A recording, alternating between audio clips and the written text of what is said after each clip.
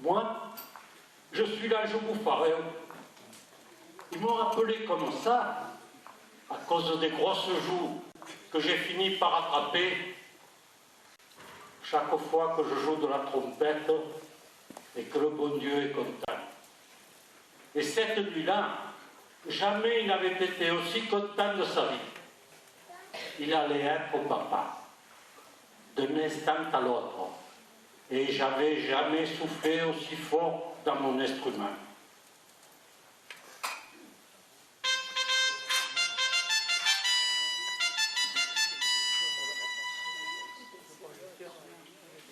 Je vais vous dire comment ça s'est passé, parce que de l'endroit où j'étais, c'est tout de même moi qui ai le mieux vu les choses.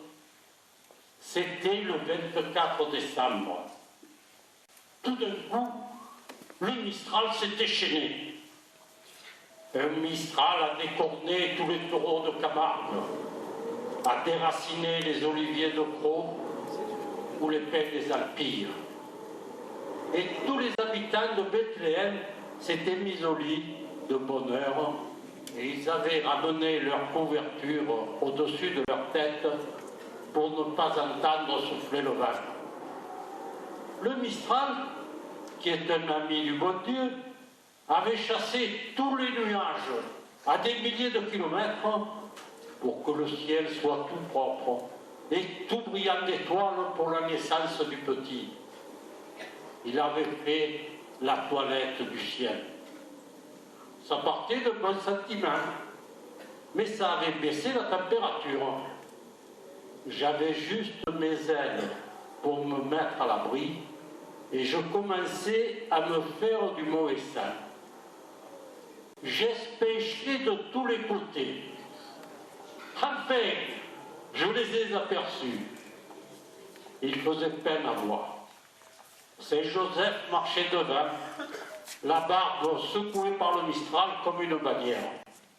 Il essayait de couper le vent à la Sainte Vierge avec ses larges épaules de charpentier.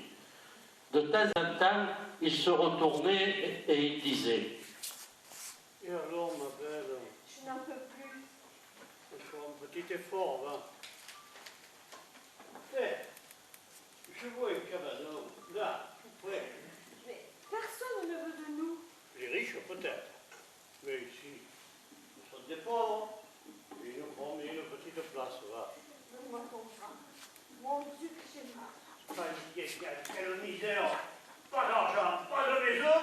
Et une femme qui va coucher en pleine nuit et prendre ta pareil. Je te demande pardon. Ne te posez pas de soucis. Je suis sûr que ça s'arrangera. Quand même, quand je t'ai épousé, j'aurais dû poser mes conditions. C'est vrai?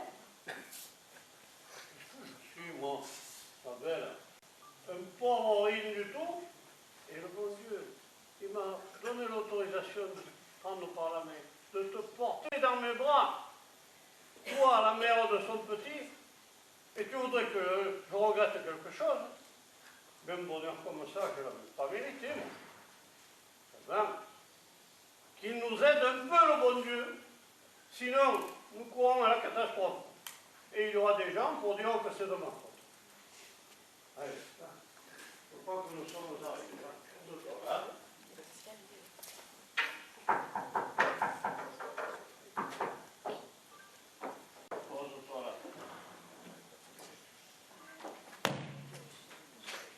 y a quelqu'un? Il tombe le pauvre. Ça m'ennuie de le réveiller, mais je ne peux pas faire autrement. Vous l'avez entendu, c'est Joseph. Il n'y a pas plus brave que cet homme. Il n'aime pas déranger les gens. Et même quand il s'est aperçu que le cabanon était une table, il a eu un peu honte de déranger le bœuf et l'âne. Bien sûr, ce n'étaient que des bêtes, mais elles avaient travaillé toute la journée et elles avaient le droit de dormir comme tout le monde. Le bœuf et l'âne, qu'on avait tirés du premier sommeil, ont failli se mettre en colère. Mais quand ils ont vu la jolie Sainte Vierge, toute pâle, toute mourante, et c'est Joseph avec ses grosses mains rouges et calleuses de travailleurs, ils ont eu honte et ils sont devenus tout gentils, tout pleins d'amitié. Il leur a dit: Excusez-moi de vous déranger. Ne restez pas dehors. Allez vite au chaud. Vous avez de la chance. Juste on a changé la paille ce matin. Si on avait su que vous veniez, on aurait bien fait voir. Saint Joseph avait l'âme si simple qu'il ne s'était pas étonné que les animaux parlent avec l'accent. Et puis, il avait trop de soucis en tête pour attacher de l'importance à ces détails. Parce que la Sainte Vierge, elle venait d'entrer dans les douleurs. C'est terrible. Je ne sais pas ce qu'il faut faire, moi. Moi non plus, je suis canal. Oh, on voudrait bien pouvoir vous aider, mais on n'est bon à rien. Oh mon Dieu, donnez-moi un coup de main. Avec cette ascentole, comment voulez-vous que je m'en tire? Il était presque minuit. Je me suis approché du fenestron et ce que j'ai vu et ce que j'ai entendu, ça paraît pas croyable. C'est pourtant la franche vérité. Le bœuf a dit: Puisqu'on ne peut pas se rendre utile, on pourrait toujours dire une prière. Tu en fais, toi, des prières? Moi non, mais Saint-Joseph, forcément, il doit le savoir. Mais écoutez-les, c'est fada. Les prières n'ont pas encore été inventées. C'est pour ça que le petit doit venir sur la terre. En attendant, on pourrait toujours se mettre à genoux. parfaitement. C'est comme ça que les choses se sont passées. Saint Joseph, le bœuf et l'âne se sont agenouillés tous les trois.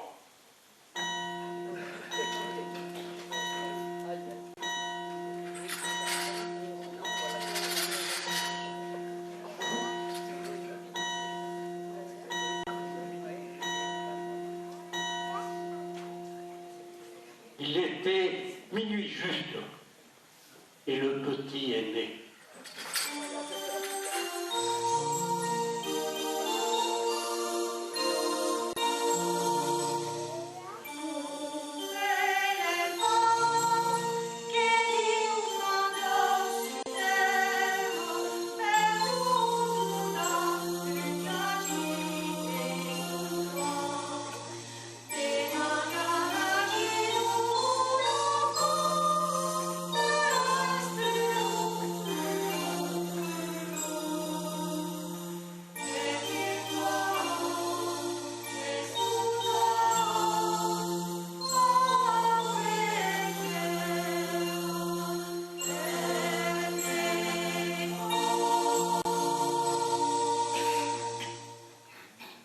Il n'a pas poussé un cri.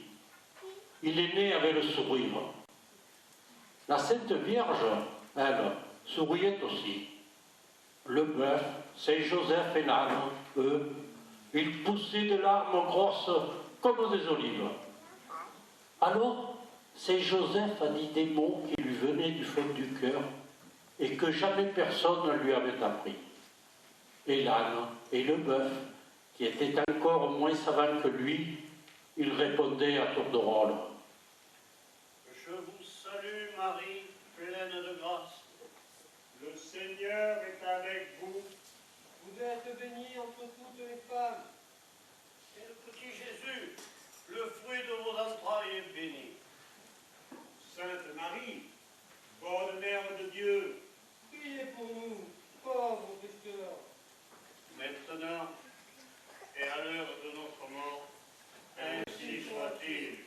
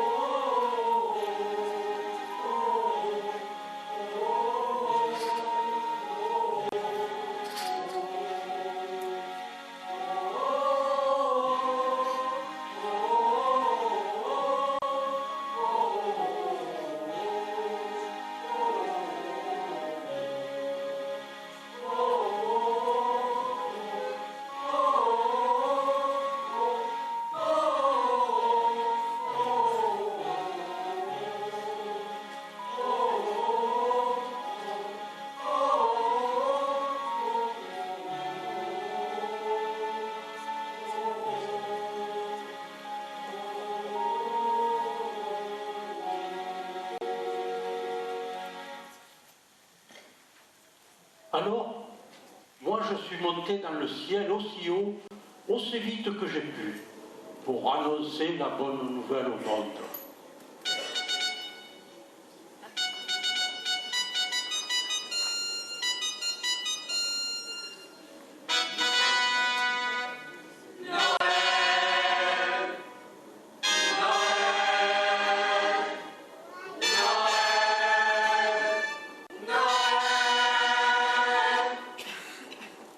Et j'ai soufflé dans ma trompette à m'en faire péter les veines du cou.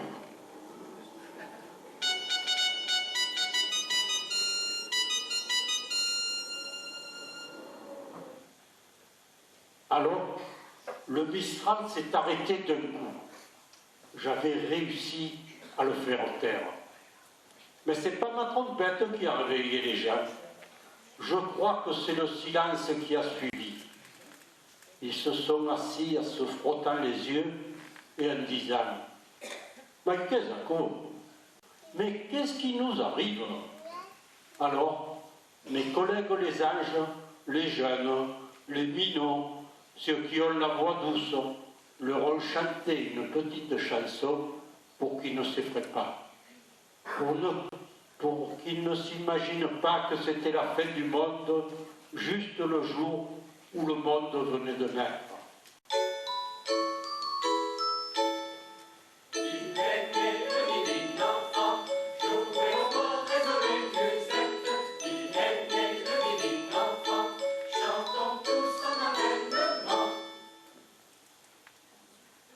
Et alors, je n'ai plus su où donner de la tête, parce qu'à partir de ce moment-là, les miracles se sont succédés à une allure extraordinaire.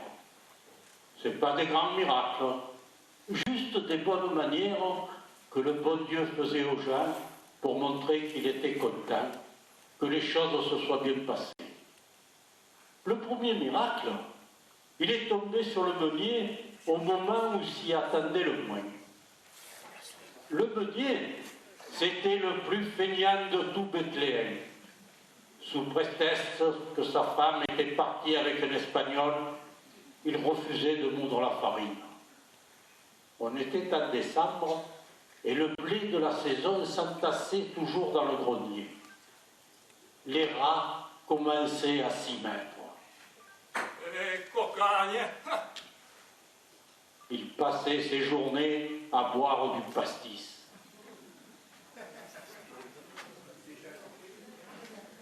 Et un pastis provençal pour pas faire mal. Et la nuit, pour que les ailes de son moulin ne le dérangent pas, il est coincé avec des cales grosses comme des troncs d'arbres. Vous me croirez si vous voulez, au moment où le Mistral s'est arrêté et où mes petits collègues se sont mis à chanter, le meunier a eu comme l'impression de sortir de sa léthargie. Il disait pas ce qui me prend. Il me semble que j'ai envie de travailler.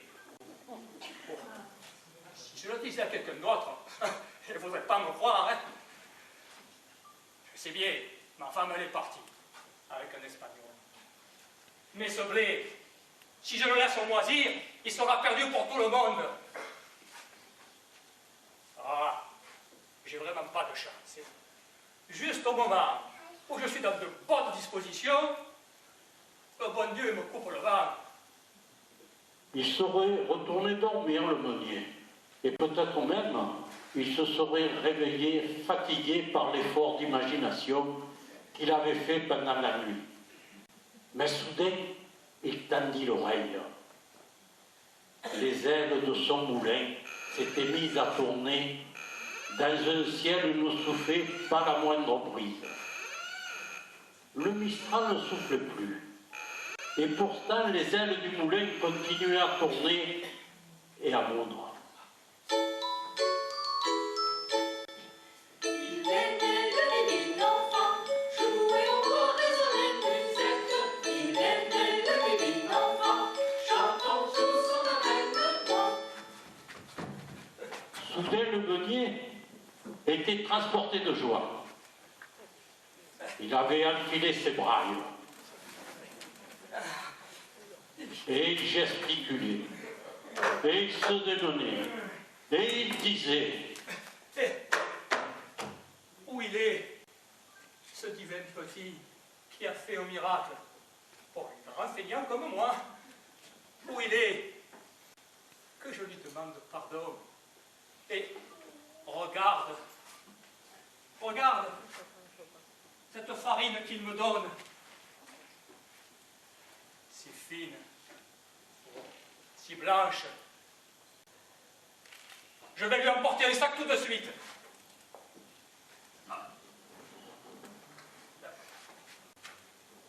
Je vais lui emporter 2, non, 3. Ils sont là. Un sur la tête et les 2 autres sous chaque bras. Et je marcherai jusqu'à ce que je l'ai trouvé, ce divin petit, même si le coup doit me rentrer dans les épaules. entre nous soit dit, pour le bon Dieu, faire marcher au moulin même sans Mistral, c'est un jeu d'enfant. Mais faire sortir du lit, au mi-temps d'une nuit glaciale, ce grand feignant de meunier, et lui faire parcourir la campagne avec un sac de 100 kilos sur la tête et un de 50 sous chaque bras, c'est peut-être le plus grand miracle qu'il ait jamais fait. Il aimait le bébé d'enfant, jouer au beau résonner musette. Il aimait le bébé d'enfant, chantant tout son avènement. Quoique, le miracle du Bougnan et du gendarme, c'était pas commode à réussir non plus. Le Bougnan, les gens du Nord disent le beau et bien. Le Bougnan, son métier, c'est de voler les poules. Le gendarme, son métier, c'est d'arrêter les Bougnans. Ça faisait 20 ans qu'ils se couraient après. Et jusqu'à présent, le Bougnan avait toujours échappé aux gendarmes. Or, précisément cette nuit-là, à minuit juste, on entendit dans le poulailler de Roustide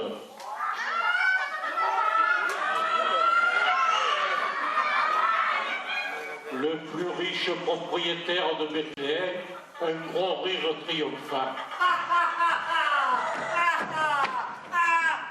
C'était le gendarme qui venait de prendre enfin le Bougnan en flagrant délit. Aïe, aïe, aïe. Non. Cette fois, mon brave ami, je crois que je te tiens. Hein? Mais j'ai rien fait de mal, moi.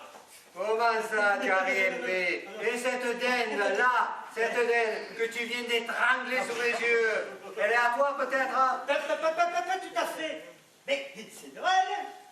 Et alors? Et alors, tout le monde, il mange de la dinde. Noël, Noël. Oh, Je n'ai jamais entendu parler de Noël.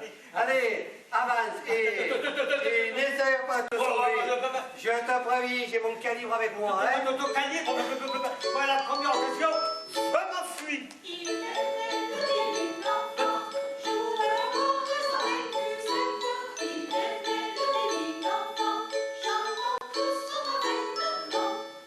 Brigadier, brigadier, vous avez entendu? D'abord, je ne suis pas brigadier. Et ensuite, n'essaie pas de distraire mon attention. Hein. Enfin, brigadier ou pas brigadier, vous avez entendu? Évidemment que j'ai entendu. Évidemment. Quel effet ça vous fait? Ça te regarde pas. Eh bien moi, je vais vous le dire, l'effet que ça vous fait. Je suis sûr que vous avez envie de me remettre en liberté. Et comment tu le sais? Eh bien, parce que moi, c'est pareil.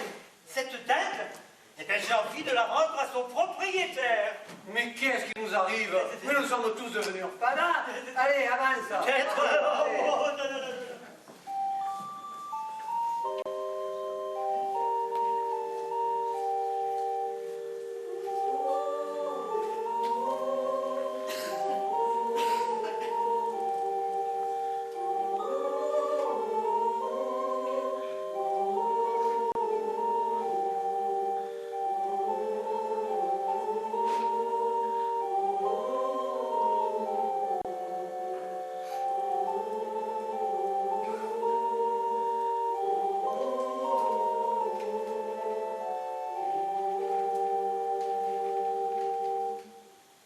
Vous avez remarqué, mes collègues les anges ont changé de répertoire. Mais quoi qu'ils chantent, ça fait toujours le même effet. Ça réveille dans le cœur des hommes des choses qu'ils ne soupçonnaient pas, qu'ils avaient oubliées. Même ce poltron de Pitaché, même sa femme, la poissonnière, ils se sont sentis soudain bizarres, comme s'ils étaient en train de changer de peau.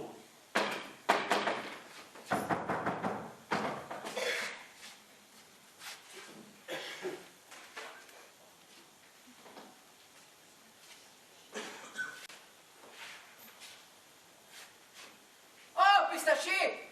Mais pourquoi tu ne dors pas? J'ai entendu du bruit. Hein? C'est peut-être des voleurs. Oh, les voleurs! Mais tu n'as pas honte d'être si peureux? Et toi? Qu'est-ce que tu fais là? Tu te dis que tu dois te lever à 5 heures.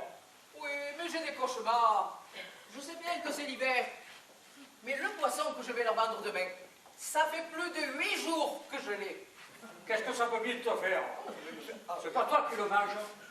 Tu l'arroses avec un peu d'eau de mer et personne ne lui verra rien. Ah ben dis donc, c'est guère honnête. Ben fais la nourriture, non?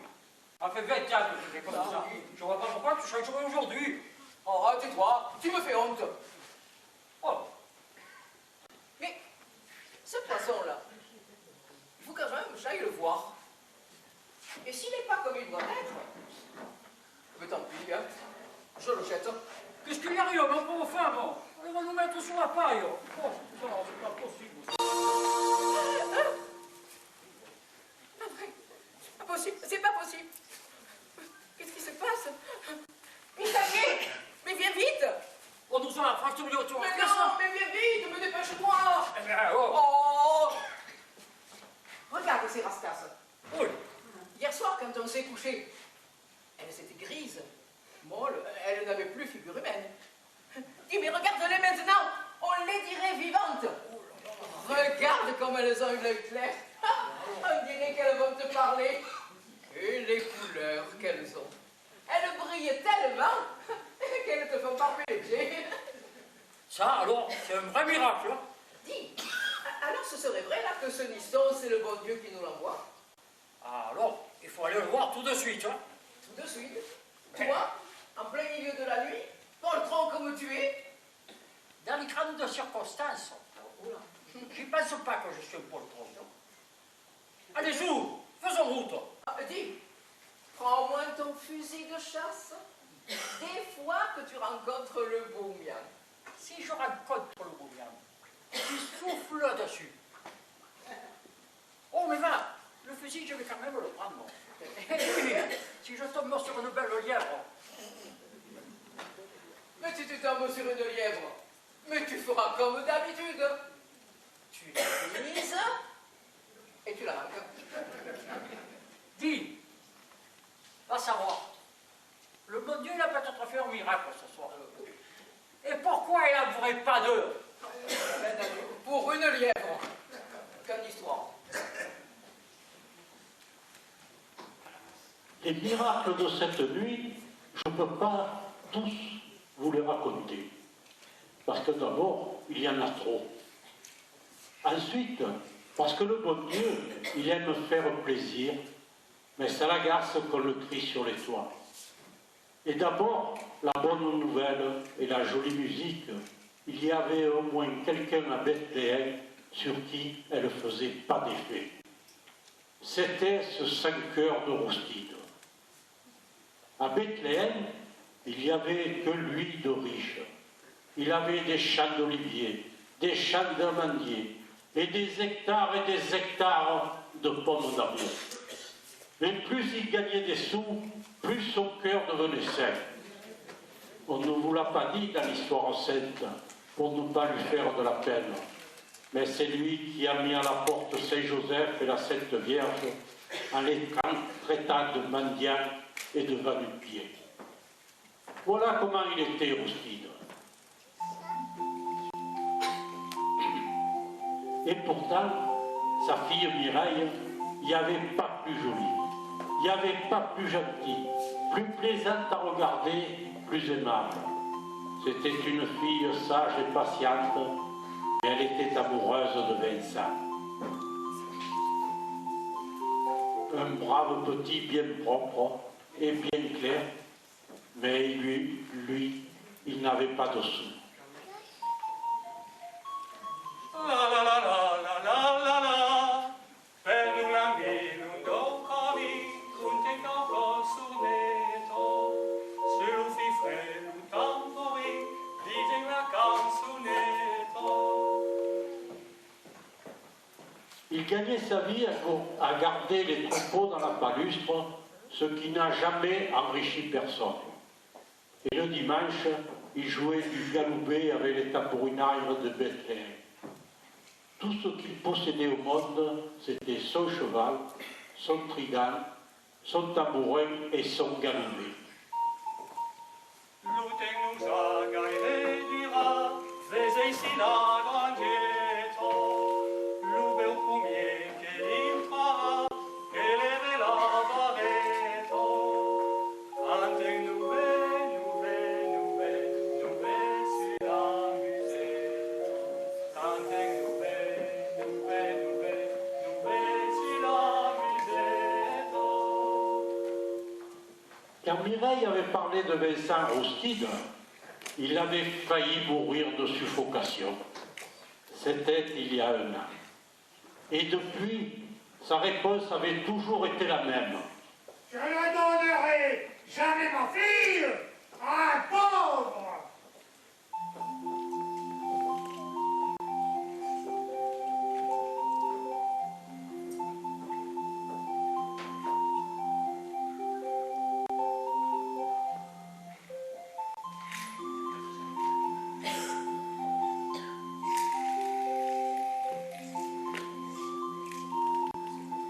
Mireille était sage et patiente. Elle avait essayé jour après jour de fléchir la volonté paternelle, mais le vieux était têtu comme un âne corse.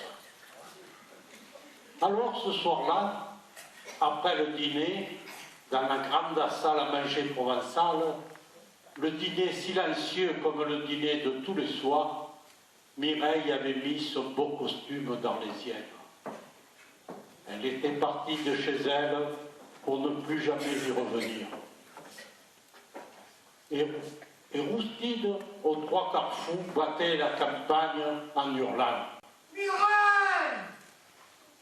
Mireille! Mireille! Mais Mireille ne l'entendait pas. Elle était dans les bras de Vincent et elle disait qu'elle y resterait toute sa vie. Vincent, lui, était un garçon raisonnable et il commençait à s'inquiéter Tu vas te faire crier de rentrer si tard. Ça m'est égal, je ne veux plus rentrer à la maison. Elle est pourtant belle, ta maison. Oh oui, elle est belle et bien chauffée. Il y a de la place pour 100 personnes. À manger pour 25 ans. N'empêche que mon père, ce soir, il a mis à la porte 2 pauvres gens qui étaient venus lui demander asile pour la nuit. C'est ça qui m'a décidé à partir. Tu as bien réfléchi. Ah oui, je ne veux plus le voir. Je reste avec toi. Tu veux qu'on s'enlève? Oh oui, le bon Dieu. C'est un gros péché, tu sais. Oh, le bon Dieu nous pardonnera. Va. Mais ton père, il va en faire une maladie.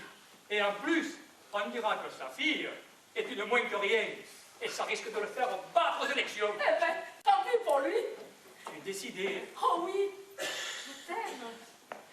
On s'enlève ou je me tue. Oh, parle pas de malheur.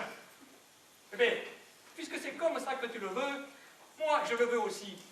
Je vais chercher le cheval et en route pour le Vacarès. Eh bien, vous allez voir comment il est, le bon Dieu. Il est encore plus brave que vous ne le pensez. Il n'a pas de rancune. Roustide a failli faire mourir de froid le petit Jésus dans le ventre de sa mère. C'est des choses que Père n'oublie pas. Le bon Dieu, lui, il a déjà pardonné. Et il a demandé à mes collègues les anges de jouer un air qui n'était pas au programme.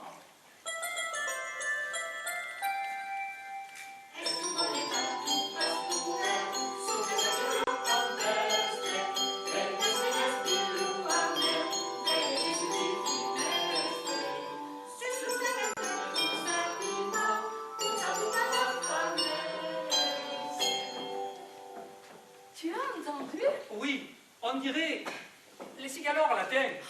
Je me sens comme quand j'étais toute petite.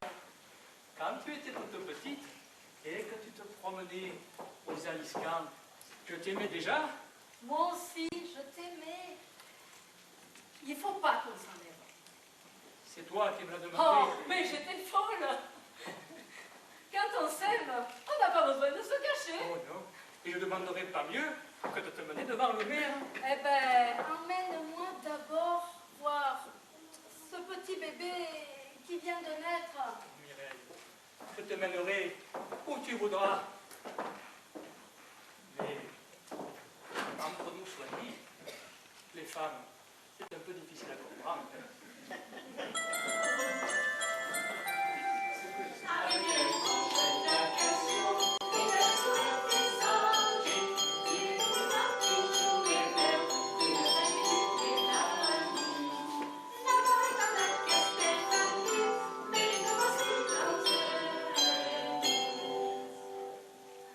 Et tout à coup, j'ai dressé l'oreille. Quelqu'un chantait.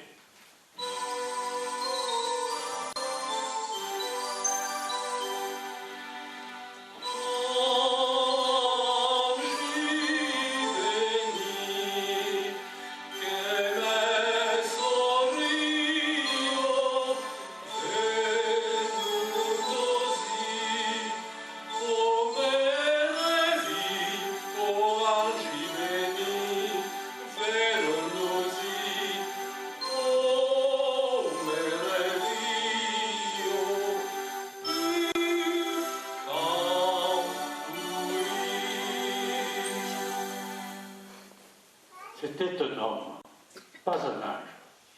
Et là, je ne sais pas plus que vous.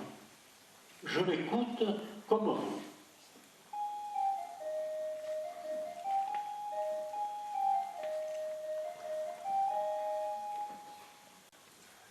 Moi, vous ne me connaissez pas encore, je suis le berger.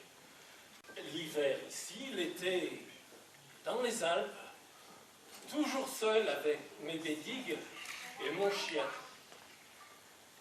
Quand le Mistral s'est arrêté, j'ai été le premier à entendre le silence. J'ai l'ouïe tellement fine. Et le silence, ça fait tellement plus de bruit qu'un chant de grillon. Et de toutes ces musiques, j'en ai pas perdu une goutte. quelque chose de pas ordinaire, quelque chose de bien, et que c'est la joie qui nous arrive. Et ça me fait plaisir, parce que moi, qui ne vois personne, les gens, je les aime bien. Et ce petit qui vient de naître, je sais qu'il veut du bien à tout le monde, et je lui dis merci. Oui, oui. Seulement, j'irai pas le voir. Je serai peut-être le seul, mais j'irai pas. Parce que j'avais un chien, et il est mort ce matin. Alors, toute la joie du monde, elle me passe à côté. Ah. Depuis 10 ans qu'on vivait ensemble, mon chien et moi, et maintenant, il est là dans mes bras, tout raide, tout froid, tout mort. Oh, je ne suis pas de ceux qui blasphèment ou qui se plaignent, j'ai pas l'esprit revendicateur. Je demande pardon au petit qui vient de naître, je sais que c'est pas de sa faute, mais puisque mon chien est mort, eh ben, il se passera de moi. Oui, ils auront tous du bonheur sur les lèvres et dans les yeux, et moi, je ferai une figure d'enterrement. Je reste avec toi, mon brave chien. Ah, tu te souviens comme tu aimais que je te gratte la tête? Tu savais pourtant donner des coups de gueule. Hein? Tu poussais des petits gémissements de plaisir comme un homme qui s'étire. Quoi? Mais c'est pas possible! Mon chien remue, mon chien revit! Oh, petit Jésus, mon troupeau, je te le donne, et mon chien, si tu me le demandes, eh ben, je te le donnerai aussi. Mais tu me le demanderas pas, dis, tu me le demanderas pas.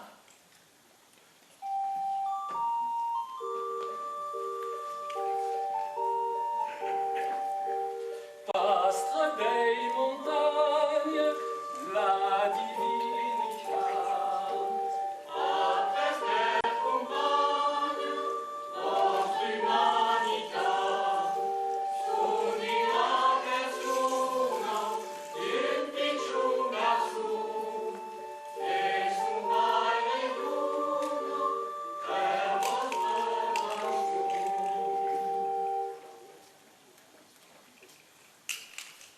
Et maintenant, tous les habitants de Bethléem s'étaient rassemblés sur la place.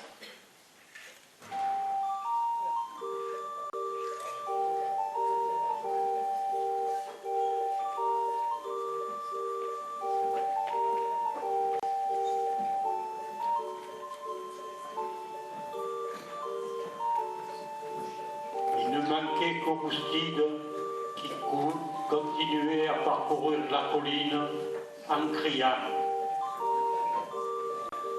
Mireille! Mireille! Ils avaient mis leurs habits du dimanche et ils avaient des cadeaux dans les mains et ils brandissaient des chandelles. Il n'y en avait qu'un qui dormait, c'était leur habit.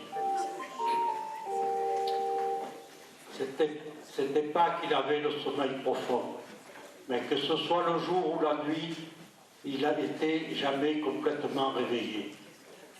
Le jour, il restait à la fenêtre, les bras dans l'air, en regardant les gens, le ciel, les bêtes, les fleurs, et en disant « Que le monde est joli! C'est pas possible qu'il soit aussi joli! » les bras toujours levés et le bonnet de nuit sur la tête, il est venu se mêler à la foule. Soudain, il s'arrêta. Il venait d'apercevoir un vieil homme triste sous un porche. Oh, mais qu'est-ce que tu as, toi, à ne pas être heureux? Moi, je suis l'aveugle. Oh, mais il faut que tu sois heureux quand même. Un jour comme aujourd'hui. Viens avec moi, je te raconterai tout.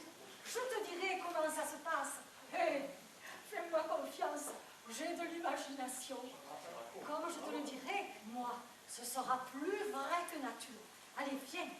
Il a pris l'aveugle par le bras, mais il ne savait pas exactement où aller. Il est où le petit? Les gens tournaient en rond et se demandaient un à l'autre. Mais où il est ce petit? J'ai donné un petit coup de trompette.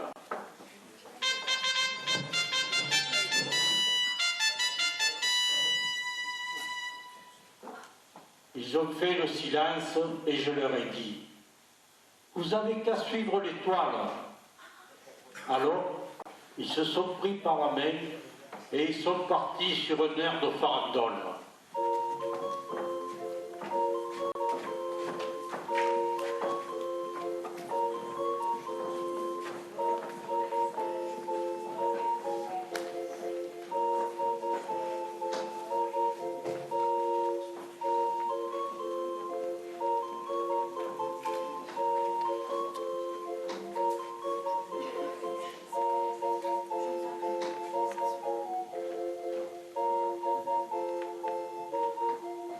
Si vous me permettez, nous allons filer devant pour voir ce qui se passe dans la crèche.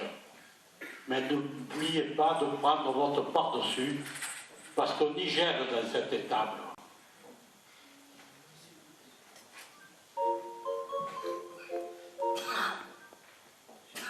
Saint-Joseph se faisait un mauvais sang terrible. C'est pas une dame chrétienne, tu vas s'enrhumer, ce pauvre petit. Et à son âge, un rhume, ça a vite fait de tomber sur la poitrine. Au lieu de dire des bêtises, tu ferais mieux d'avoir des idées. Des idées, tu sais, les âges, ils n'en ont guère. Ses petites mains sont toutes froides. Et il a le bout du nez gelé. Attendez, bonne mère, je vais vous le réchauffer. Ça vous ferait rien de le poser sur la paille? Mais ça suffira pas pour le réchauffer, ça. Ne craignez rien. Voyez, je m'allonge à côté de lui et mon collègue aussi. Allez, dépêche-toi. Comme ça, il est déjà un peu à l'abri des courants d'air. Va savoir, nous les bêtes, pendant l'hiver, il nous couche du poil et on conserve du chaud à l'intérieur. Ah, évidemment, il faudrait mieux avoir une grande cheminée avec un grand feu de bois. Mais tout ce qu'on peut lui donner, c'est notre chaleur. Vous êtes les plus braves. Mon fils ne vous le dira pas. Si entre malheureux ne s'aidait pas, ah, ça vous fait pas la peine?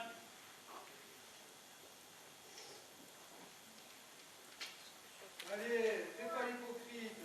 Dis-le à la bonne mère comme il pense aussi à la gloire. C'est vrai, jusqu'à présent, il en avait que pour le cheval et le taureau. Mais là, j'ai l'impression que le gosse est là. Il s'en parlera un peu à partir de maintenant. Et qu'on en dira du bien. Vous croyez pas? Il va prendre le mal de la mort, ce petit. Rendez-le-moi. Attendez. Oh, collègue, quand je te souffle dessus, qu'est-ce que ça te fait? Ça me fait rire. Ça te fait rire, mais ça te chauffe. Souffle-moi dessus pour voir. Mais vous croyez que c'est le moment de vous amuser là comme des imbéciles? Comprenez-moi. On va lui souffler dessus, mon collègue et moi. Tous les deux dans le sable. Ah, vous allez voir si on ne vous le réchauffe pas, ce petit. Allez, on y va.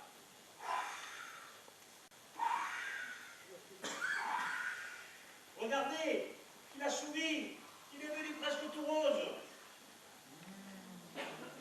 Vous me direz que le bon Dieu, il n'y avait rien de plus facile pour lui que d'envoyer le beau temps. Un 24 décembre, sous nos climats, ça n'aurait étonné personne. Mais il fallait d'abord accomplir les Écritures.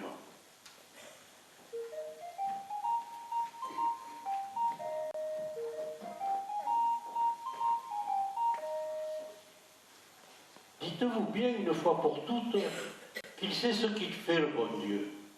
Son petit, c'était pas un fils de famille. Il fallait qu'il soit élevé à la dure, qu'il apprenne les difficultés de la vie. Mais voilà, nos gens qui arrivent sur un air de farandole. Et le rabbi marchait le premier en tenant l'aveugle par la main.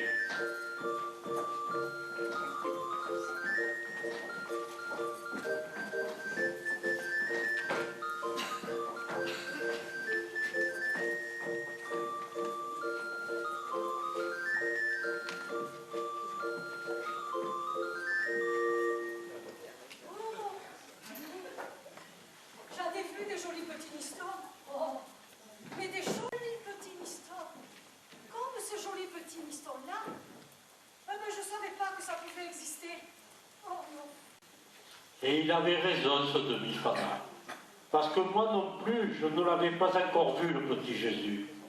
Et ça m'en a coupé les ailes. J'avais plus rien à faire sur la terre. J'avais fait ce que le bon Dieu m'avait dit de faire. J'avais joué de la trompette aux 4 points cardinaux et j'avais plus envie de remonter au ciel. Et tous les gens qui étaient là, ils étaient comme moi, paralysés de la surprise et de la joie. Alors, ils se sont tous inclinés et ils se sont mis à chanter à pleine voix.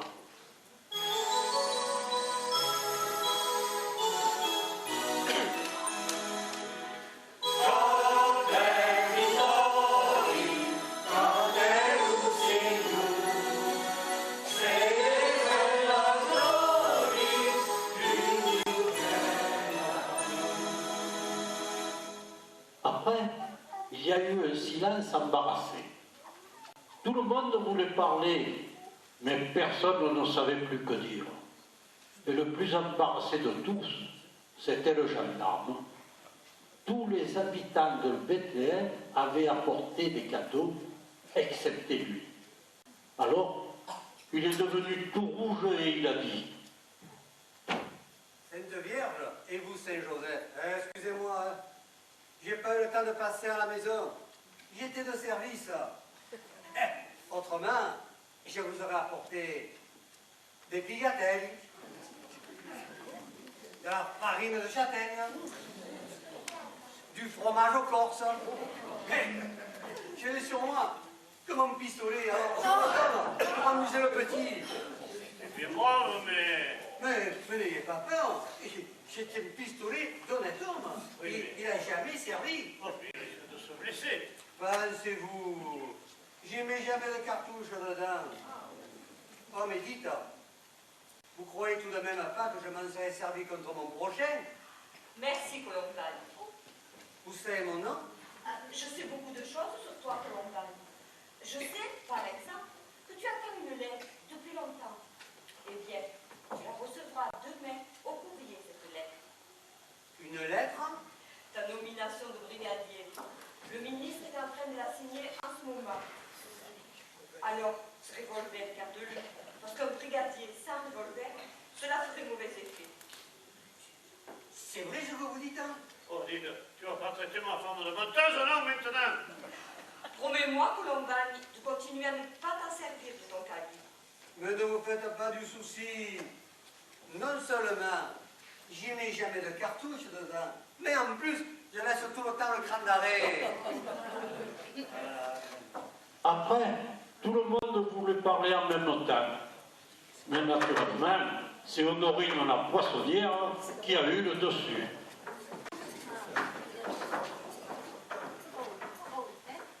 Bon de même, je vous ai apporté des rascasses pour le petit. Des rascasses presque vivantes. Mais tu n'y passes pas. Je dois dire rascasse pour un petit qui vient de naître. Oui, alors. Ben,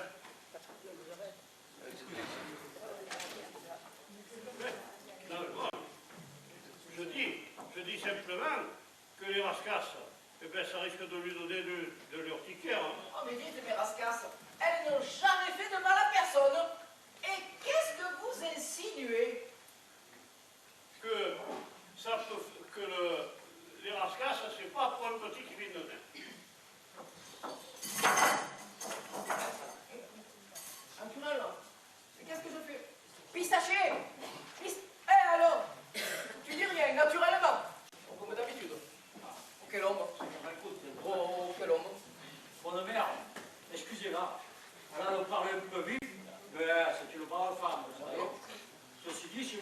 pas de Sérascasse. J'espère que vous accepterez ma lièvre. Ah, vous savez, c'est une belle lièvre. Elle fait au moins 12 livres. Moi,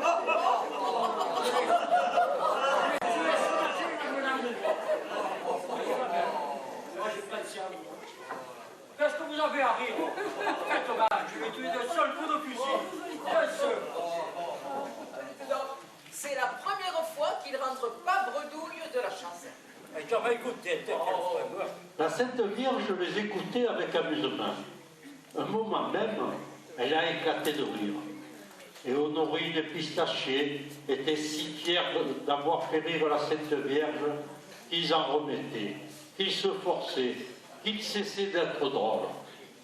Alors la Sainte Vierge, elle a remonté le sourcil et elle a dit: Attention, vous allez tomber dans l'opérette marseillaise. Et le petit, il n'aime pas ça. Et à partir de ce moment-là, chacun a fait son numéro dans la discrétion. Le berger a enlevé l'agneau qu'il avait autour de son cou et l'a posé au pied du petit Jésus sans prononcer une parole. Puis, il a fait une dernière caresse à son chien et il a dit: Moi, je suis le berger. J'ai un joli filet de voix, mais on s'en est jamais servi dans les opérettes. Je fais rire personne. Je parle seul, je sens mauvais. Et j'ai pas d'amis. Enfin si, j'en ai un, c'est mon chien. Alors il est mort ce matin et il est ressuscité ce soir. Alors, dans les opérettes, les chiens qui ressuscitent, personne ne voudrait y croire. Alors, bonne mère, ce chien ressuscité, je le donne à ton petit pour qu'il le garde et qu'il te fasse les commissions. Berger, plus tard, mon fils sera berger, comme toi. Il sera le berger des hommes. Et les hommes n'ont pas besoin de chiens pour qu'on les garde. Ils ont besoin d'amour. Les paroles de la bonne mère passaient nettement au-dessus de l'assemblée. Mais le berger, lui, les avait comprises. Mais s'il n'a pas besoin de mon chien, peut-être il voudra bien de moi. L'heure n'est pas accomplie, mais il te fera signe. Ainsi fut recruté le premier apôtre, sans que personne s'en aperçoive. Mais dans l'assemblée, il y en avait un qui commençait à trouver le temps long. C'était le meunier, avec son sac sur la tête et ses deux autres sous les bras. Il avait des crampes de partout. Il fit tomber le sac qu'il avait sur la tête et posa les deux autres. Bonne mère, jusqu'à ce soir, j'étais un gros feignant. Ça, c'est bien vrai. Oh, toi, Pistachier, ne te parle pas. Je parle à la bonne mère. Bon, j'étais si gros feignant que même dans le pays, ça a fini par se remarquer. Mais ce soir, il s'est produit un grand miracle. J'ai senti en moi une envie de travailler. Une envie si grande que, sur le moment, elle m'a fait peur. Mais je me suis ressaisi. Et de la première farine que j'ai faite depuis des mois, et je vous avais porté 3 balles pour la bouillie de Niston. Mais si vous le permettez, je vais rentrer tout de suite à mon moulin pour profiter de mes bonnes dispositions. J'ai tellement peur que ça me passe. Tu ne vas pas travailler un jour de fête. Ah, si vous me le demandez, je serais bien obligé de rester, sans rien dire, sans rien faire. Mais je vous jure que ça va me coûter. Il n'y a pas de quoi rire, j'ai plus en place, alors. Alors rentre chez toi. Oh non. Oh, il vaut mieux pas. Parce que je ne crois pas qu'une fois dans mon moulin, j'aurai le courage de rester sans rien faire. Retourne à ton moulin. Je crois que tu as de la visite. De la visite? Elle s'appelait Marie-Madeleine, n'est-ce pas? Elle est de retour. Pour de bon. Pour toujours. Oh, bonne mère. Oh, mes amis.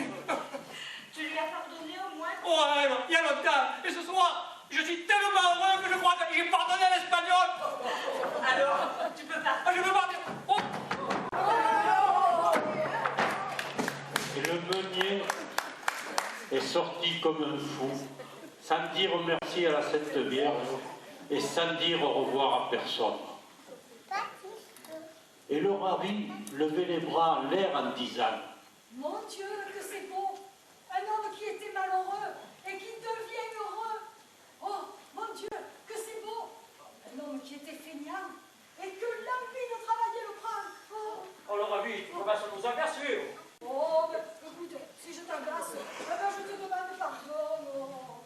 Tu parles toujours de travailler, tu n'as jamais rien fait de ta vie. Ah, j'ai regardé les autres et je les ai encouragés. Je leur ai dit qu'ils étaient beaux et qu'ils faisaient de belles choses. Tu t'es guère fatigué. Et dis, tu as même pas apporté de cadeau. Ne les écoute pas, Ravi. Tu as été mis sur la terre pour t'émerveiller. Tu as rempli ta mission et tu auras ta récompense. Le monde sera merveilleux tant qu'il y aura des gens comme toi capables de s'émerveiller. Oh, arche d'alliance, tour de David, porte du ciel, toile du matin, salut des pécheurs, rose mystique, oh, bonne mère admirable, merci à vous.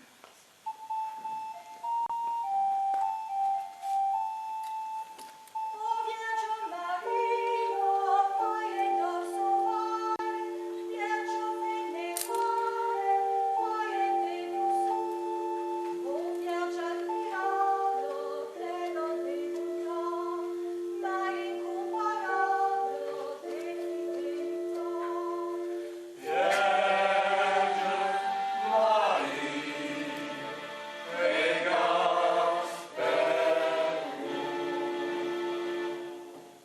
Bonne mère très pure, merci à vous. Bonne mère très chaste. Merci à vous. Bonne mère des anges, merci à vous. Bonne mère du Sauveur, merci à vous. Salut des infirmes, consolatrice des affligés, merci à vous.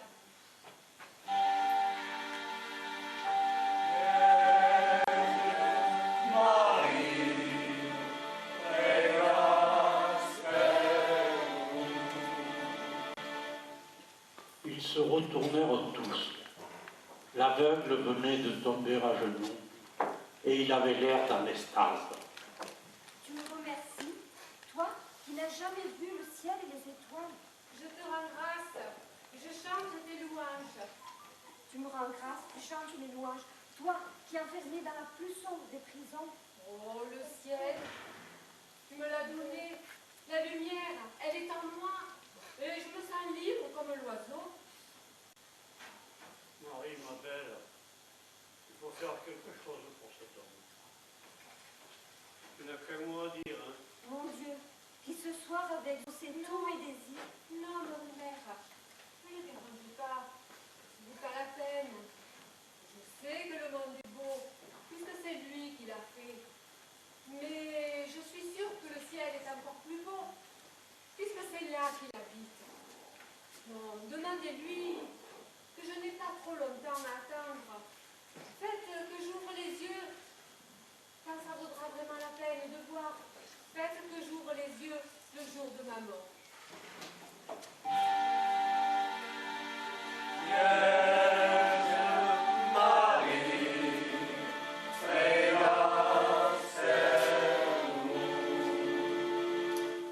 À force de rôder dans la campagne en criant « Mireille! Mireille !» Roustide avait fini par apercevoir toutes les petites lumières qui avaient transformé les tables en reposoirs. Il était entré pendant que tout le monde chantait et personne ne s'était aperçu de sa présence. D'abord, il avait vu sa fille qui tenait son tambourinaire par la main et il avait failli mourir de colère au rentrée. Puis, il a vu le boumien avec sa dinde étranglée et il avait failli arrêter la chanson pour faire un malheur. Mais il était resté bien sage dans son coin et il sentait petit à petit couler en lui une espèce de douceur, de gentillesse, de bonté. et il répétait sans arrêt. Mais Roustide, qu'est-ce qui t'arrive? Tu n'es plus en colère? Tu deviens complètement gaga. Allez, mets-toi en colère! Mais il restait toujours immobile et il se sentait devenir meilleur à chaque seconde. Et quand il a vu le Broumian s'avancer vers le petit Jésus en balançant sa tête d'un air timide, il n'a pas bronché. Et le Broumian disait: Petit Jésus, toi qui as la peau si blanche et les cheveux si blonds, n'aie pas peur de moi. Je suis si noir de poils et presque nègre de peau. Je t'ai porté cette dinde. Mais tu es un sans-vergogne, cette dinde. Mais tu l'as volée. Laisse-le parler, monsieur gendarme. D'abord, des dindes, je n'en volerai plus.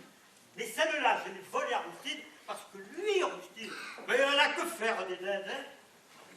Tenez ce que vous, peu cher. Vous êtes dans le besoin. Alors j'ai pensé qu'au lieu de me le garder, il ferait mieux de vous l'apporter. Et bien, si vous ne voulez pas, vous aurez qu'à la vendre.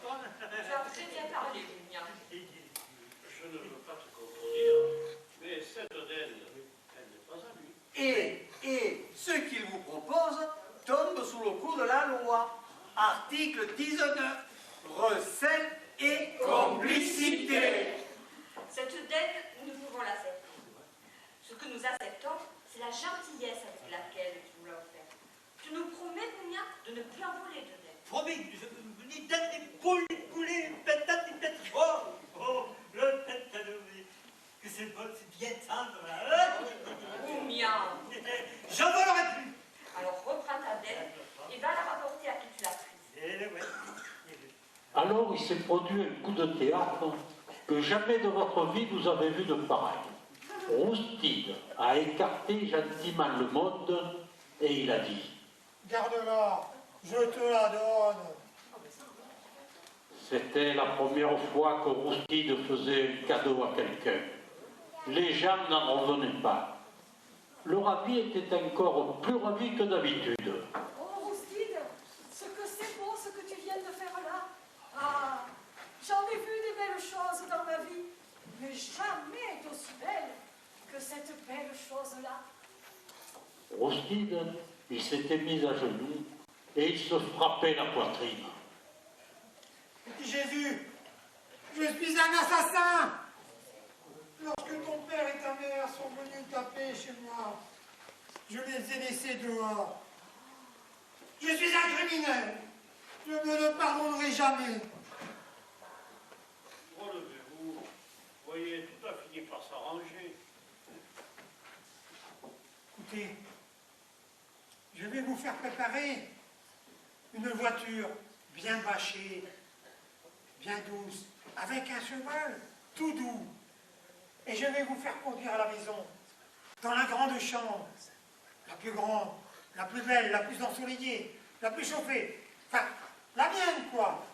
Et vous y resterez le temps que vous voudrez, jusqu'à la fin de vos jours, si vous voulez.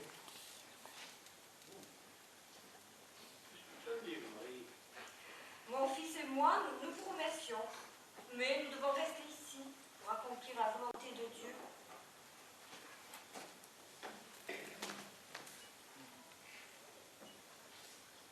Mais qu'est-ce que je vais faire de toute cette bonté qui me vient en moi, dans cette grande maison, tout seul, vide?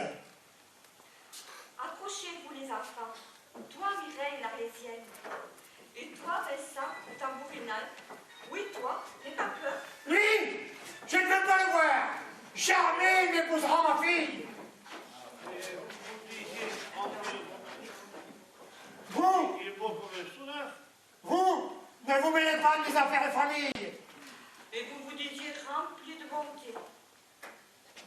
Écoutez, bonne mère, donnez une dinde à un carac, invitez les amis à manger à midi le soir. Ça, je me sens de le faire. Mais donnez ma fille à un joueur de fifre qui n'a même pas une chemise de rechange. Ah, vous pourriez me juger sévèrement si vous voulez. Mais ça, C'est au-dessus de mes forces. Mettez-vous à ma place. Il était têtu, le vieux. Et pour le faire changer d'avis, le bon Dieu aurait été obligé de faire encore un miracle. Mais il n'en a pas eu besoin, parce que dehors venait d'éclater un tintamarre terrible.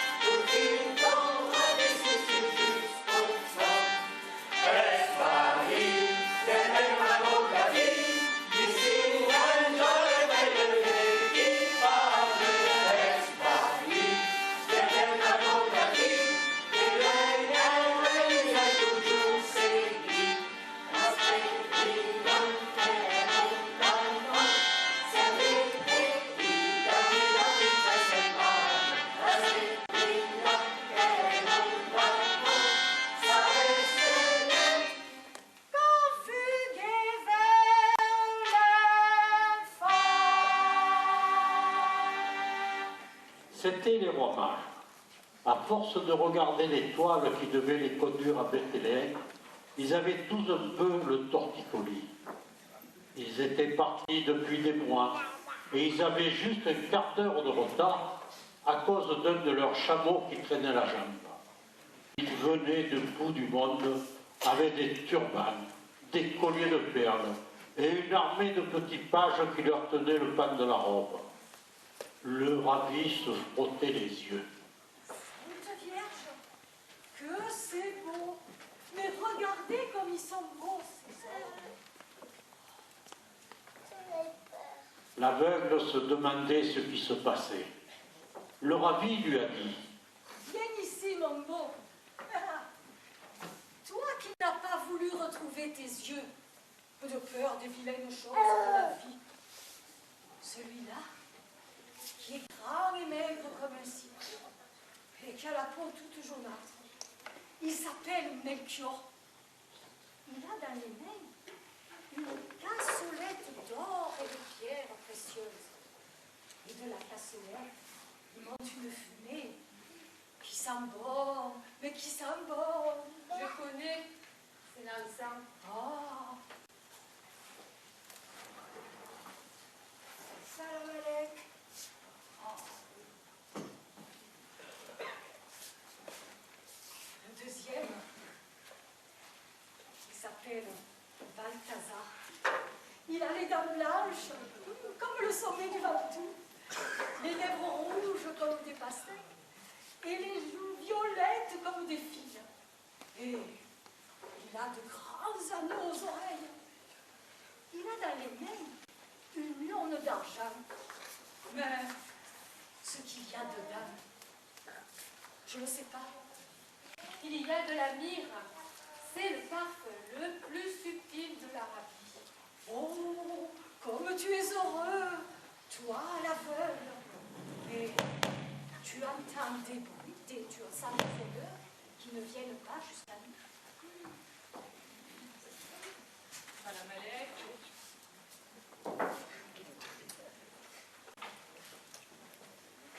Et le troisième, il a une barbe blanche, et bien qui lui descend jusqu'aux pieds. Oh, et il est si grand qu'il faudrait qu'il se tienne courbé pour tenir dans le cabanon. Il s'appelle Gaspard. Et il ressemble à mon grand-père. Oh, il a dans les mains une grande malle de cuivre. Dis, ce qu'il y a dedans, et tu le sais peut-être. Oui, il y a des pièces d'or. Je les vont glisser l'une sur l'autre comme les gouttes d'eau de la rivière.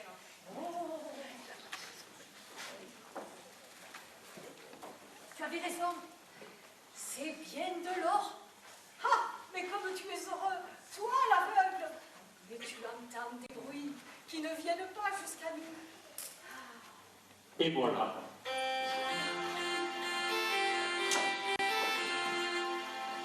Nouvelle notre délivrance, Jésus est la grande réjouissance. C'est l'étoile où t'avais pour lui commencer, et pour là jusqu'à l'éternité. C'est l'étoile où t'avais pour lui commencer, et pour là jusqu'à l'éternité. C'est bientôt fini. Chacun a pris la pose comme chez le photographe, mais c'est pour l'éternité. La Sainte Vierge et Saint Joseph qui regardent dormir le petit Jésus et qui l'adorent. Ils ont la tête penchée sur l'épaule et les mains jointes, et ça durera jusqu'à la fin du monde. L'aveugle, les mains posées sur sa canne, pistachier appuyé sur son fusil, la poissonnière, un panier de poissons de chaque côté de ses hanches énormes, et le berger, avec son chien qui dort entre ses jambes, et le bourbian qui a mis amicalement la main sur l'épaule du gendarme, et le gendarme qui se lisse la moustache, et le bœuf et l'âne qui se sont endormis, brisés par l'émotion. Et ils ne bougeront plus jusqu'à la fin des siècles. C'est le destin des santons. Aussi, de lui, ne sait pas encore quelle attitude prendre. Alors, la Sainte Vierge a désigné la malle de cuir pleine de pièces d'or, et elle a dit au tambourinage: Vincent, prends ce qu'il te faut pour monter un ménage.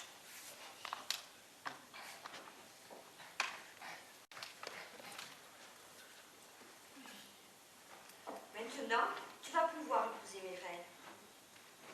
Alors Oustide a compris qu'il devait faire un geste avant d'être transformé en santon pour toujours. Il a pris la main de Mireille, il l'a mise dans la main de Vincent et il a dit: Tiens, prends la main de ma fille. Tu es pauvre, mais ça m'est égal. Je te la donne quand même. Bonne Vierge, my lady, belle et joyeuse, venez donc, n'avez-vous à même dire à dire, vous laissez pas sous les dos. Et Roustide s'est immobilisé pour toujours, tenant la main de ses enfants serrée comme serrée dans la sienne. Il venait de gagner le paradis sans le faire exprès. Et voilà. J'ai dit tout ce que j'avais à vous dire. Excusez-moi si j'ai été un peu bavard, mais c'est dans mon tempérament. Mais je vous jure que j'ai dit la franche vérité. Et je souhaite paix sur terre aux hommes de bonne volonté.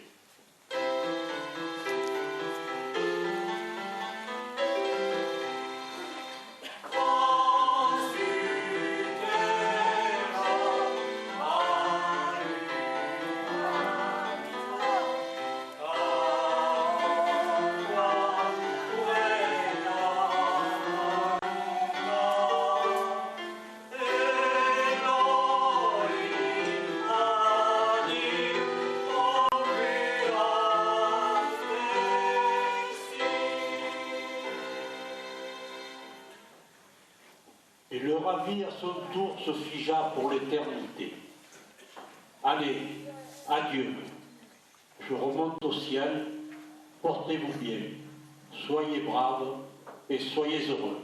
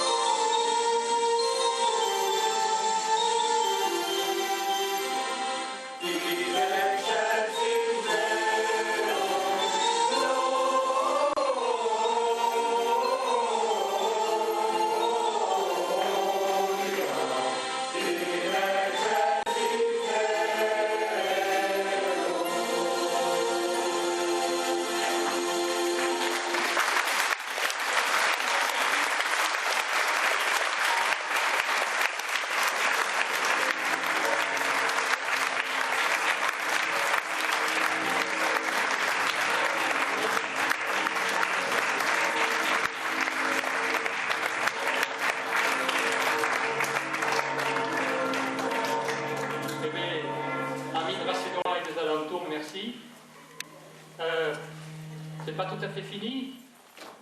Je voudrais vous présenter tous nos amis. Vous êtes nombreux à les connaître.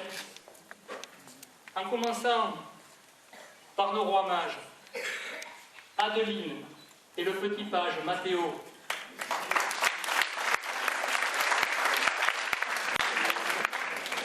Lucette, Melchior. Et Lucien, pour Gaspard. Et nous sentons, ça serait vraiment étonnant que vous ne le connaissiez pas, notre ami Marc Beccaria de Portéguière.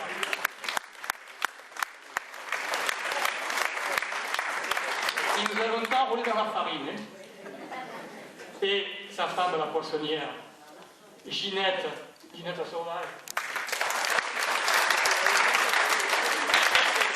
Et derrière, Françoise Massé, une villageoise parmi nous. Avec une autre petite villageoise, Yuna. Et autour d'elle, 3 petits pages. Jessica, Lisa et Baptiste.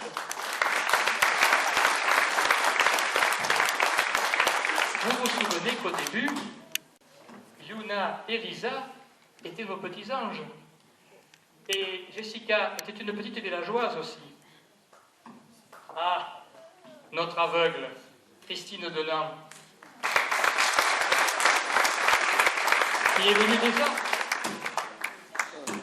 Et pas loin, là, Fabrice, l'âne. Enfin, vous pouvez voir son visage.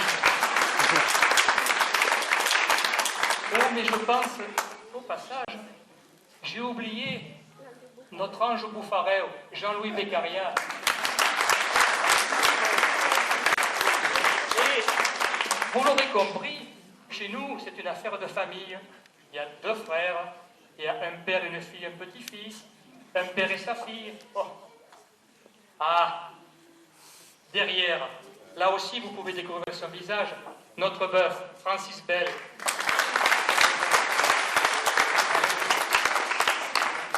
Que la lumière fut, je vous dirai pourquoi.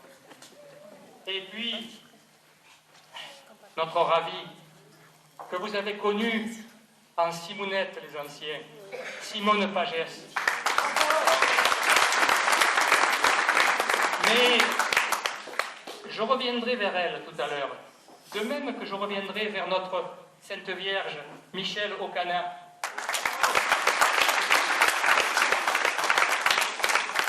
Bien sûr, de la Sainte Vierge, on passe à Saint-Joseph, Maurice Bonneau. Lui aussi il vient des Arts, mais c'est pas un chancroum, il est de Draguignan en fait. Et non, notre roustide, Jean-Claude Trollet. Alors là, il faut que je vous le dise. C'est un ch'ti label rouge. Mais nous en avons fait un provençal. Mais que voulez-vous? Il y a des siècles, des millénaires même, que nous avons cette capacité, nous les Provençaux, à naturaliser les étrangers. Alors un ch'ti, c'est rien. Et Germaine Michel de Flyosque pour l'Arlésienne. Notre berger, Bertrand Guillemard.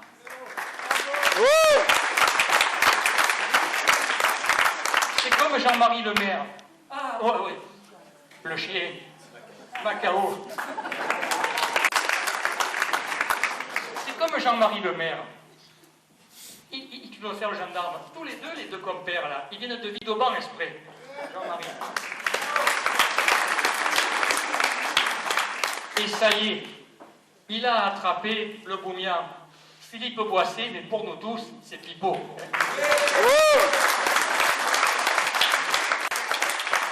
Je vais demander à Marie-Claire de venir près de nous, parce que je voudrais aussi reparler de Simone et de Michel. Aimé à la Sono, je vous dis une affaire de famille, et c'est le père de Marie-Claire.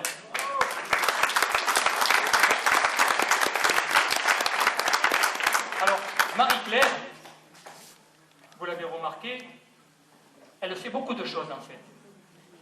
Elle est surtout, avant la pastorale, costumière. C'est un véritable trésor chez elle. Mais alors là, maintenant, je voudrais les réunir toutes les trois. Marie-Claire, Michel et Simone, parce que ce sont trois femmes, ce n'est pas un hasard, qui donnent vie à la pastorale. Marie-Claire par la musique, Simone parce que c'est notre metteur en scène, et Michel parce que tout ce qui est peint derrière vous, ce sont faites. Voilà. Bravo! Mais quand même, pour finir, je voudrais vous dire aussi que les hommes, ils ne sont pas tout à fait pour rien. Et notre gendarme, à temps perdu, il aime bien bricoler. Alors il fabrique comme ça, quand ça lui vient, une table, un moulin, vous voyez, puis voilà, c'est ça là.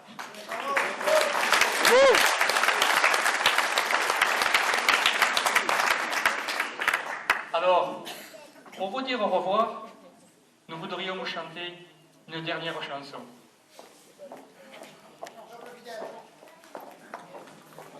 Alors, il ne s'est pas présenté. Hein? Notre meunier, Vincent, qui fait aussi beaucoup le lien avec les uns et les autres, hein, qui a beaucoup d'idées, qui nous aide pour tout ce qui est bricolage et tout. Il s'appelle Georges, c'est le papa d'Adeline. Bravo!